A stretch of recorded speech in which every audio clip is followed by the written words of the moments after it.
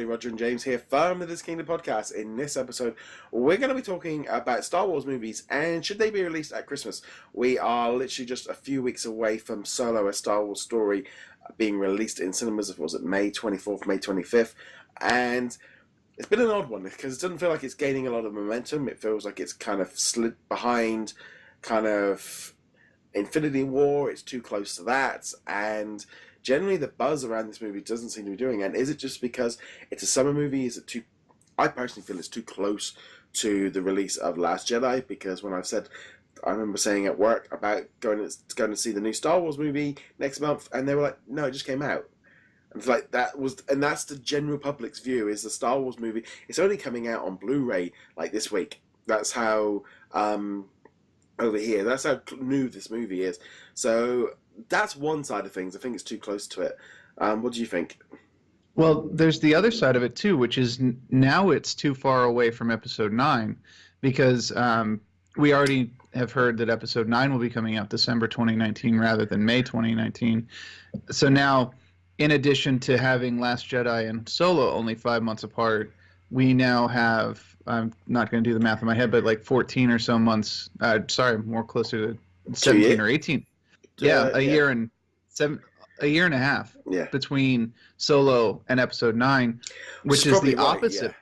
Which is the opposite of what Disney wants. This is really kind of screwing Solo over because it's just going to get forgotten in the waste. Now, whether or not that's a good thing or a bad thing, we'll find out in a couple of weeks. But yeah, I don't know. The other big problem for me is, from the merchandise point of view, of you releasing all this merchandise in May, and we got all this like Wookiee Wednesday. I don't know. We got some bits and pieces coming out and you got all this new merchandise out, but it's the wrong time of year for buying toys. It's Christmas season is when you buy toys, so usually the run up to like December, November is the time to sell all of this stuff. But then there could be the counter argument that by the time Christmas rolls around, this movie is going to be out on Blu-ray and DVD, and therefore will be at home for kids to actually watch. So it might actually do the exact opposite. It could have a boost in the holiday season. It could, but we'll have to wait and see on that one. It's very much a hypothetical, and then also, as we've talked about in the past, toys in general just aren't doing as well. So I would say anything you could do to make toys marketable, or more like, in a season where people are going to be looking for toys, easy gifts for grandparents to give to children, etc. But yeah, and I think it really comes down to the main thing, though, where regardless of how much of a separation between Solo and Episode 8 and 9, I think that they need to have a consistency going on here. I know they've been trying to hit the May launch for all of these movies, but Episode 7 and 8 and Rogue One all got pushed back for whatever production reasons. Word is, whether you believe it or not, Solo probably could use a couple extra months of polish as well.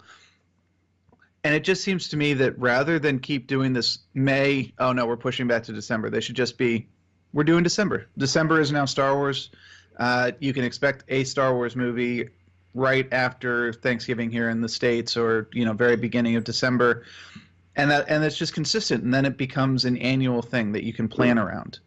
Yeah, I mean, we're definitely going to get into that line of annual Star Wars movies. I don't know if they can do the Marvel system of 2-3 releases a year. I don't want them to. I don't think they can get away with it.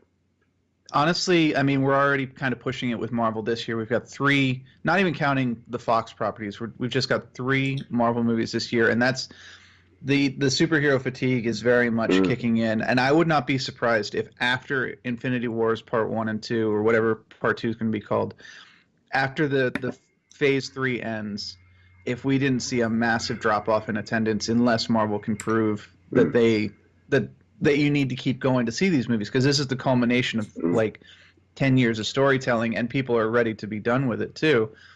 We don't want that to happen. Star Wars, one per year is already probably pushing it with Star Wars. So I mean, the number of people who are super excited for Solo, whether or not it ends up being a good movie, is significantly lower than people who are looking forward to Episode 9. I still can't help but feel like the fact that it's a sequel is like that has a big impact on it, because a lot of us got burnt with the sequels last time. We didn't like the sequels when they got released last time. Rogue One was able to kind of weave a line, and it was all new and all different, but it was still familiar.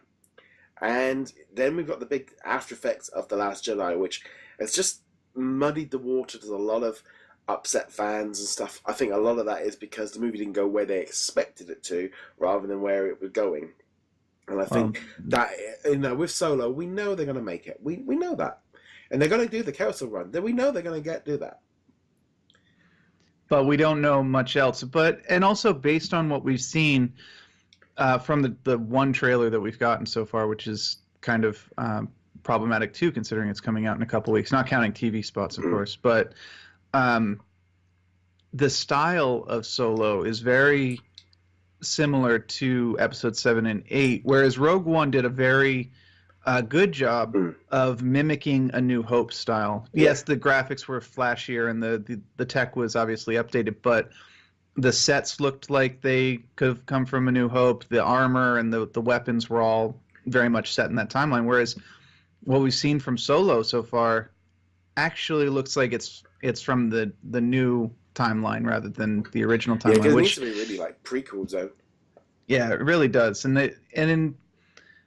we'll see where they're going with it. But yeah, I mean, whether or not you liked Last Jedi, hated Last Jedi, or were just kind of in the middle and ambivalent to it, the buzz or the lack of buzz that has come out of The Last Jedi and the whole controversy around it has definitely impacted Solo. And this is another reason why you want to put a full year between Last Jedi and Solo, because people are now going to be like, oh yeah, Last Jedi was kind of The only thing the only other thing I can think of is Disney have stacked up the end of this year a lot. We've got the Nutcracker, we've got Mary Poppins on Christmas, we've also got Wreck-It Ralph 2.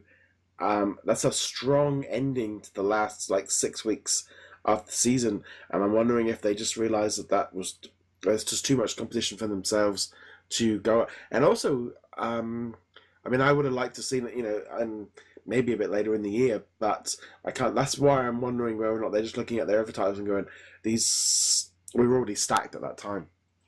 Although you do have to kind of put into mind, you're going to have Infinity War and Solo coming out very close to each other, and the audiences for those, there's a lot of overlap. It's when we're talking the hardcore audience. Yeah. Whereas if you're looking at Mary Poppins Returns or Wreck-It Ralph, yes, obviously there is overlap, because no one just watches a single genre, or most people don't just watch a single genre. But the people who would only see one movie, it's not going to be as much overlap between them. So, or you might even end up in a situation where your mom and your sister, they go and see Mary Poppins, and you and your dad, you go see Solo. Whereas this one's kind of like you're picking between Solo and Infinity War, and I don't think we have to say who is going to win 9 times out of 10 in that, which movie are we going to see discussion. No. So, but we'd love to know what you guys think. Should Star Wars movies be released in December, or should there be a bit more spaced out? I'd love to know your thoughts. Get in touch with us on the comments below or on social media, etc. You can also find us over at DisKingdom.com. Subscribe, follow whichever platform you're watching or listening this on. James, where can they find you? You can find me at HeroicLegacy.com. On that note, guys, thank you very much for joining us. We'll be back soon. Laters.